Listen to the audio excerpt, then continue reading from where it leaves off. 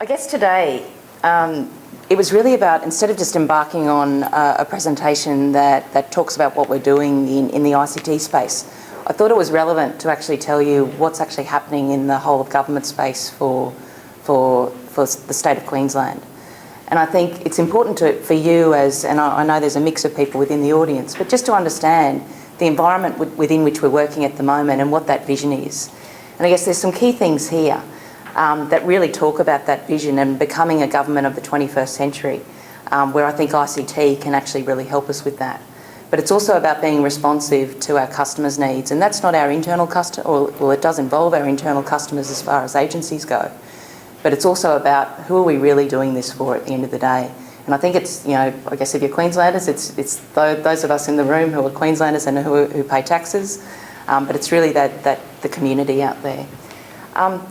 We have some major challenges. The last year has really been about fiscal repair. I think there's been an understanding that our budgets may not have been in the best state. And so there's been a lot of hard decisions that have been made that have affected a lot of us in the room in terms of, we've seen our colleagues leave.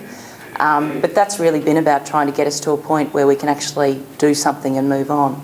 And so the message now is that we're actually moving into that whole renewal and reform space, which I think is quite exciting. But it's still not to say that there aren't some challenges ahead of us. So key themes: we are transforming as a government. It's a one government approach. So I think there's been a tendency in the past, and I use the terminology that it's been a lot of the sum of the parts equals the whole. So we've got agencies out there doing their bit. You dealing with particular agencies, they have requirements. But the whole one government approach and working together to actually get a result hasn't necessarily been at its best. And so this is really, I guess, where my passion lies in actually getting the collaboration happening so we can get a result overall and that we can also meet agency-specific requirements as well. Delivering smarter, simpler outcomes and responsive. I mean, that to me, coming into government from, I guess, the private sector, our systems, the briefings that we have to do, the red tape, it's phenomenal. And I guess that's something where sometimes we lose sight of the outcome. We get so caught up in the process, and that's frustrating for people internal. But I have no doubt it's frustrating for people dealing with us as well. So that's something we're working on, and we're trying to make it simpler. But that takes time because it's actually about changing behaviours within government, changing views as to what's right and wrong, changing from a compliance view to an outcome-focused view.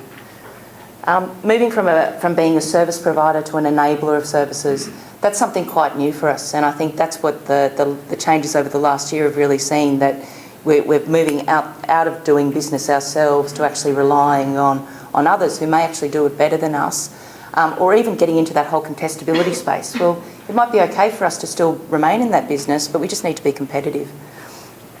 And for me personally, from a procurement perspective, it's actually, again, taking a centre-led collaborative approach so that people who deal with us understand that we are actually working from above and down, not from bottom up, so that there actually is a strategic vision. There's an outcome that we're looking for as a whole of government, from a whole of government perspective, and that agencies can actually contribute to that, but then how are we then helping agencies to deal with their specific needs? And a key aspect there is growing capability. We need to have the capable resources who actually can engage, who actually know what questions to ask, who actually know how to engage with our suppliers and tap into that capability to get better outcomes for everyone overall.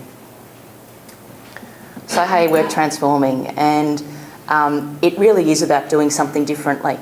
How can we reduce red tape? How can we make things more simpler? How can we become more outcome focused? How can we become more innovative?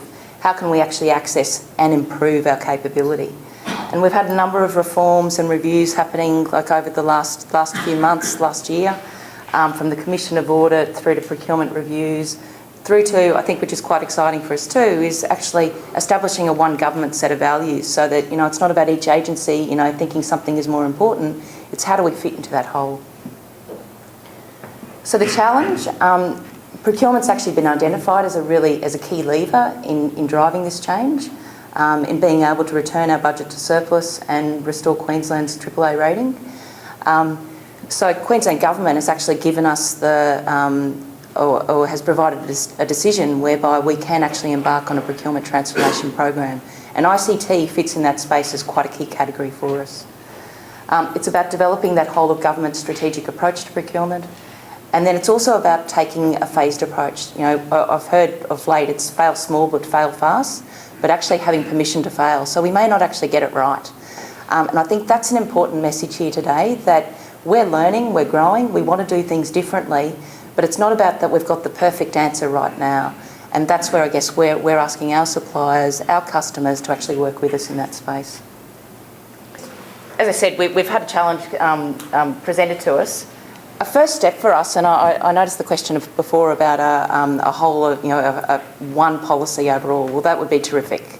I think that'll take us a little bit of time to get there.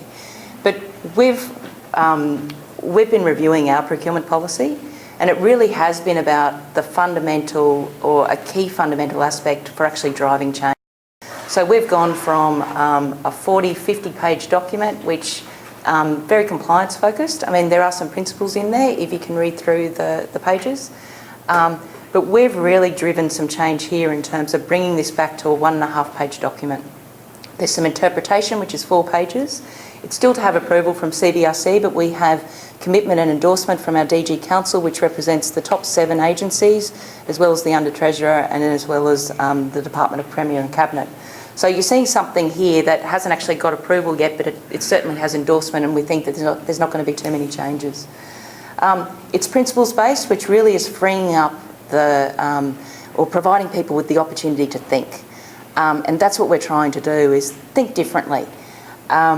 We've had a lot of consultation within agencies where I guess there is a tendency to rely on prescription, because black and white, it's very easy to make a decision in those terms.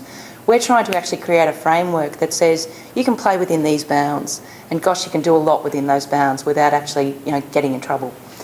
But it's also about providing the support to allow people to be able to grow in that space too, and to challenge the bounds, to push the envelope, and that's what we're trying.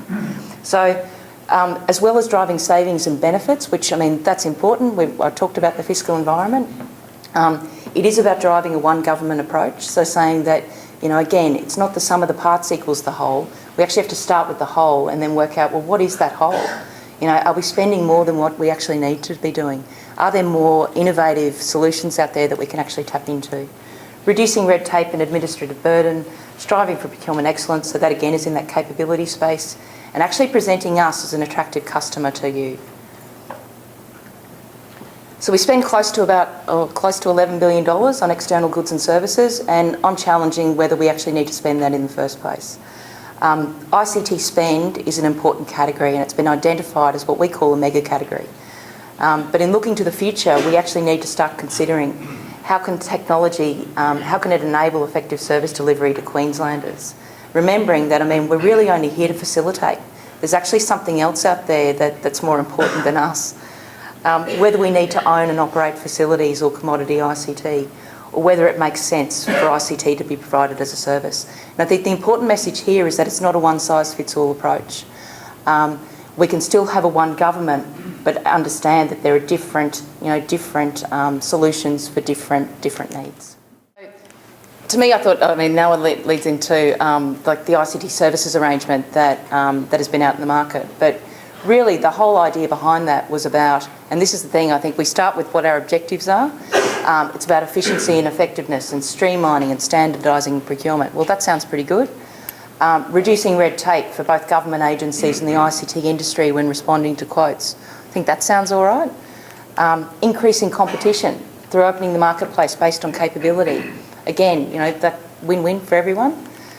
Increasing accessibility to government requirements. So you talk about our SMEs. How can they actually gain even be considered? Well, that's what this is about. Introducing consistent and effective performance monitoring measures. That I think is really important for us, but we don't do it well. And being a part of Housing and Public Works, we have the pre-qualified supplier register or system. And there's a fear to actually put in place performance measures for fear of the consequences. And I think that's what we're working in, is trying to actually say, well, if we can set out the criteria and what we're measuring people on, and everyone understands what it is, well then it's a fair playing field. And we can actually then, based on that, do something differently. And the potential for improved data accuracy and availability. And I think one of the things when I first came here, and it's only been 6 months now, we can't at the press of a button get a list of all contracts that government, a whole of government list of contracts. Can't get it. We have to go to each agency to pull that together. So even though we have a system that actually can capture that. So there's a lot of things that they're just simple, foundational aspects that I think if we can get that right, the rest can actually skyrocket from there. So what is the ICT services arrangement? It's a pre-qualified panel. It covers statement of work engagements, and it's the ICT services categories that were actually agreed upon. They cover and this is where it's the skills framework for the information age, or SOFIA, which I think you guys would be attuned to. It excludes the hiring of contract labour, and we have the resource manager service arrangement, which I think a number of you would be aware of there. What are the services? Well, there's a series of tranches, and this was in our engagement with the ICT services working group. We decided it made much better sense to actually go out from a tranche perspective to encourage more people to be a part of this. So what are the categories? I won't go into too much detail here, except to say that these are services that are more aimed at that delivery of an outcome. So I've just got an example there, which is around, hey, we want to develop a new standard operating environment, and we want to operate using Microsoft, Windows 8, Microsoft 2003, and an email client. But we don't really care how you do it. It's really just do it for us. The other tranches go through, it's solution development and implementation, service management, procurement management, support, client interface. These ones, the way that they were actually drawn up was really what I talked about before, about going from a provider of services to an enabler of services. So really allowing us to get our ICT strategy in place to be able to go, well, okay, let's form that, and then we can inform the next part of these tranches so that we're not just wasting people's time. How is this different? Because I think some of you may be aware of NRS 0031, and listen, the numbers don't mean anything to me. We operate on a different system here. But essentially it was trying to say that we have this arrangement that was already in place in DERM, again, an agency arrangement. For anyone else to access that, well, it was a different process than what DERM actually had, so not the one government approach. But we see the ICT services panel that we're creating fitting into that. So this arrangement will finish, if it's extended, June 2014, so that's at the latest. This ICT services arrangement will actually come in place and become the whole of government panel. What are the features? There's no limit on the number of suppliers who can actually come on board the arrangement. It's really capability and capacity driven. And that's why, I know we've had some concerns around the actual process and the detail that's being required. But this is about really trying to, push that up to the front end and really streamline the back end. It's about flexibility and accessibility. So, you don't have to actually apply for everything. We can have a supplier on there who's only looking after, they're a niche provider, they're interested in one service. They don't have to apply for everything, so it's not one size fits all. There's a refresh process, and that's at 6-month intervals, so it's really saying any new suppliers who are coming into the market can actually access this, but also ones who may not have been successful. If they've changed their business plan and they've actually brought on new capability, well, look, this is another opportunity for them to have a chance to actually access it. How do you actually get the work, which I think is of interest? It's a tiered quoting process, and this is still being worked through. Because again, we want it to be used, and we want it to be meaningful. So the details are still to be agreed, and we do have an ICT industry working group that will work through some of those, and that's been we've found it's been helpful to date. And the quotes are really based on the set of competencies. So how does this compare to New South Wales? Because again, we've had some feedback, well, gosh, New South Wales has this really simple process. Why are you overcomplicating it? Well, it is different. New South Wales doesn't actually pre-qualify all the nominated suppliers. They've tiered suppliers, and it's either, you know, under 150, up over 150. And it's really up to the customers then to actually create that or to determine value for money and also capability and capacity, but it's each and every time. So we're trying to do that up front, and then it's about a quoting mechanism to actually, I guess, deliver on the, hey, you've got the capability, who's the best one for the job?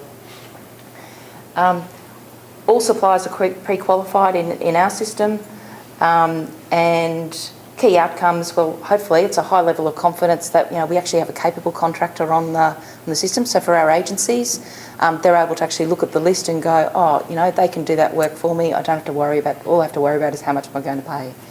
And the downstream process is more efficient. There's an opportunity in this space for technology. If you've had any involvement with the Resource Manager service, it operates on a vendor management service system, Fieldglass. And so for us, we're just considering, well, look, we could make this even more simple, create a marketplace, you know, the statement of work goes out, you're able to bid on it. And we're just really looking through, well, how can we leverage that system instead of going out to market and creating another system and going through the hoops there. So we're still exploring it. We haven't made a call here, but we do see that there's an opportunity in there to just make this as simple as possible.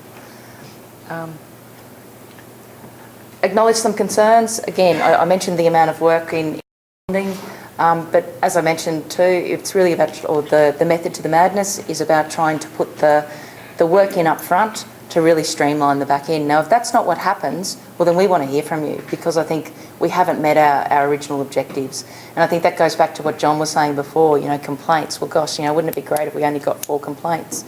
But I think it's really about trying to make this a system that works for us. And suppliers being locked out from inclusion on the arrangement, well, I talked about the refresh process. So, what's the overview of the timetable? Well, I mentioned that it's going in 3 tranches. It was released to the market on the 15th. Closure was the 10th of, what's today's date? The 9th. So it closes tomorrow. And we expect the evaluation to be completed on the 16th of August. Then it's a staggered timetable going forward. So this is just going through each of the stages. So, you know, basically we've got from March through to February, with the first tranche actually being established by October. That's all I had to say. So I don't know. I mean, do you have any questions? And I've got my little entourage over here who if there's anything specific that I don't know, they may be able to pipe in and tell me if I'm saying something wrong. Trying to suggest too, Mary. John Sheridan has offered that if people had questions that they wanted to follow up, he's provided his email address and Twitter, so we'll provide that out to all the registration. So if you've got questions that you can't get through now, perhaps we could do the same thing for QGCPO. Happy to. So maybe bear that in mind. If you've got one you want to actually fire in, if you don't want to do it here, we'll give you the email addresses to send them in. Question? Yeah. Larry, just on those first 2 slides, you had vision, goals, and I think key themes. Are they whole of government things? They are. They are. And this is the thing. It's really. I said before that, I mean, we've got 20 different agencies, and it really has been a tendency to go, well, gosh, if we, and particularly from a QGCPO perspective, we've been responsible for policy, we've been responsible for common use arrangements, and basically we've just kind of told and directed our agencies to just abide. And it's been very much around, you know, sum of the parts equals the whole. Well, and that's why I queried, do we really spend, or do we really need to spend $11 billion? This is coming out as it's a one government approach, and it's cascading down throughout the agencies to say that this is the way that we want to be doing business. Now, I don't care which government is in place. To me, as someone responsible for the procurement function, it's really about showing that, to say that, you know, we're independent. You know, procurement's procurement, but we've got an opportunity to really create value here. So if we can actually show that, and that we're on the right path, well then it shouldn't matter which government is in place, because we've got an opportunity, if there are specific requirements of the government of the day, we can actually within our processes, we can counter those or account for them. Was there a specific question besides that in relation to I was these? sitting in a meeting yesterday and I asked that same question. They said, no, it's not in place, so it's not well communicated with the government. Yeah. And I think that's one of our major issues is what are the best communication channels to get this information down?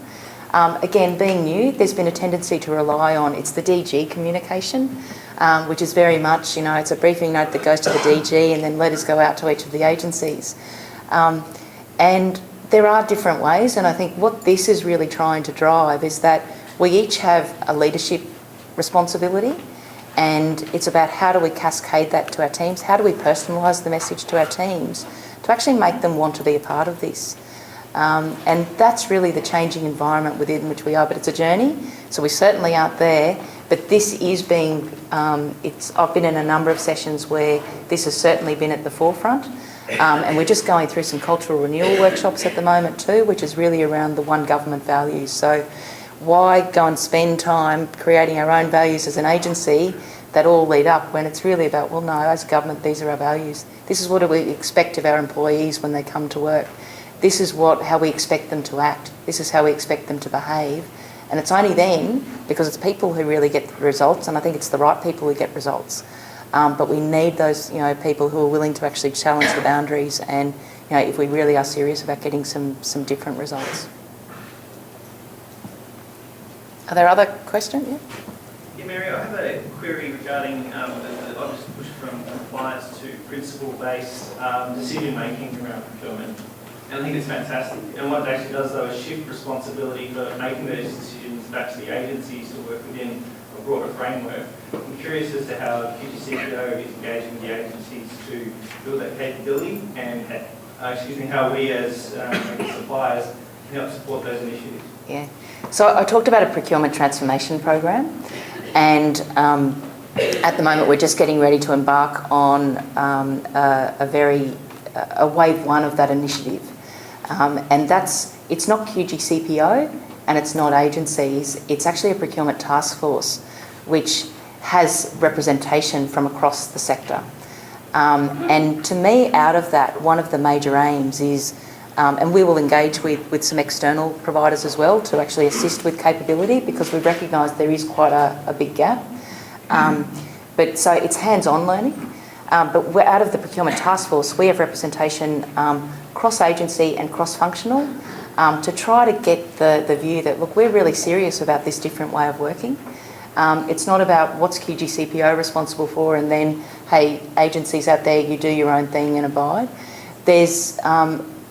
We're really trying to get that consistency of methodology and consistency whether you do deal with debt or whether you deal with Queensland Health or whether you deal with HBW, that it's the same approach, the same engagement approach no matter where. What that does for our procurement people is that it also means career paths, so that they can we can pick someone up from health, we can go, hey, we've got a real immediate need and a priority over here in HBW, we need you over here. And so it allows that real cross-pollination and the growth and capability through mentoring and through coaching as well. So we have a whole program attached to that consists of hands-on, but also some training. But it's all has at its base a capability assessment to go, well, because I a lot of people would say, well, look, we negotiate now, or gee, we do strategic procurement now. And I'm sure they do. It's just a matter of actually getting that terminology right and the expectation attached to that right too, so that there's that consistency. So we're really serious about this. My past experience says that we can do it.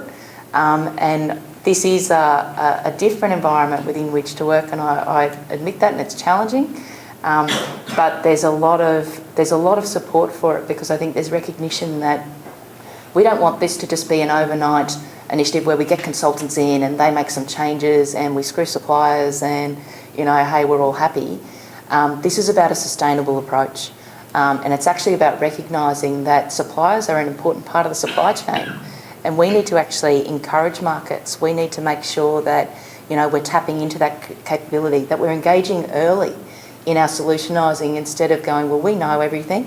and then we'll just come to you and you just can give us what we're asked for. Because I'm sure you can give us what we ask for too, but we actually want to engage with you to make things better.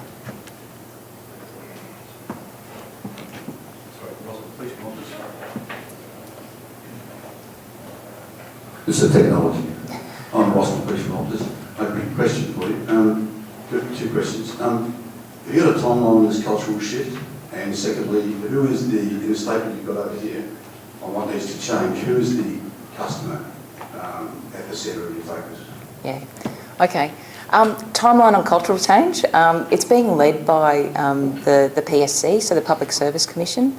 And so I can't tell you what that end date is, but for me personally, I think cultural change continues, so you want it to actually grow as you go, and it's in a changing environment that actually says, well, you know, what is that culture? And at the moment, we're still looking at it from agency perspective. What's the culture we want in our agency? Instead of actually going, well, what's the culture we want overall? So it's slowly but surely. The second question you had was the customer. This is really about the end. So this is frontline services. So it's depending on where you are. We're talking about the taxpayer at the end of the day. So in health, though, it's the people who are using the hospitals. And so what we're really trying to do in terms of the services that we deliver is actually articulate, well, and this is when you start to go, well, should we be in this or not? But, you know, really looking at, well, what's our line of sight to that end customer? It's not just about the agency. Well, if we've gone to that, the agency is our main customer, and we're delivering a service on behalf of them, well, what are they then delivering, and what's the expectation of the customer there? So making sure that no matter where we are, we've got that end customer line of sight. The change management involved in all this, I'd suggest, is quite considerable given the behaviour of the agencies towards central control over the past 20 years that I've seen. The Newman government made some pretty specific acceptances to the 150 plus points of the Costello report last week.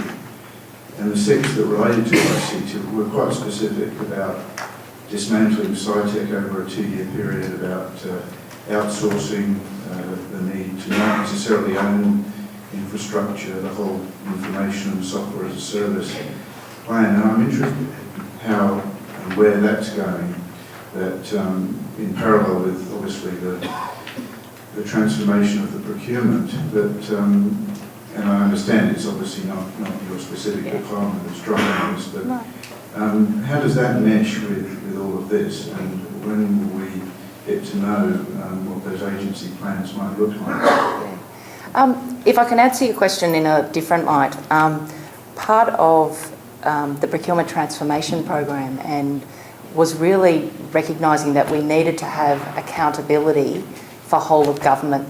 It needed to rest somewhere.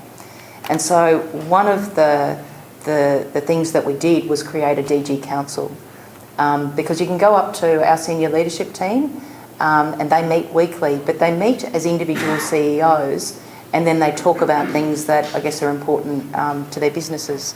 The DG Council was really about trying to get the collaboration happening and the discussions around that table. At the moment, their remit is about creating value, so it's accountability for creating value from a whole of government perspective. And we have numbers, I mean, I don't know if I mentioned it here, but we have a task ahead of us to deliver between 60 to $120 million worth of cashable savings in a short period of time. And that's really about proving that we can actually do things differently. That DG Council, we're looking at, and this is where it's things that are progressing, but we see that instead of creating a lot of other governance structures across the sector, we've got an opportunity because we've got to utilise that DG Council to look at a number of things and to make sure that we're not going like that. Instead of actually, we really want to be working together. So things like the Commission of Audit and the outcomes from there. Things like the contestability frameworks, things like the procurement transformation, actually going through there to be able to get some consistency and prioritisation as well, so that we're not looking at our priorities, from solely from an agency perspective, we're actually going, well, hang on, you know, there might be 5 priorities in health that really need resources thrown at them right now. It's not to say that these other ones aren't important, it's just actually getting a program of work that then says that, you know, it gives some time for other things to occur in those agencies to bring them on the journey.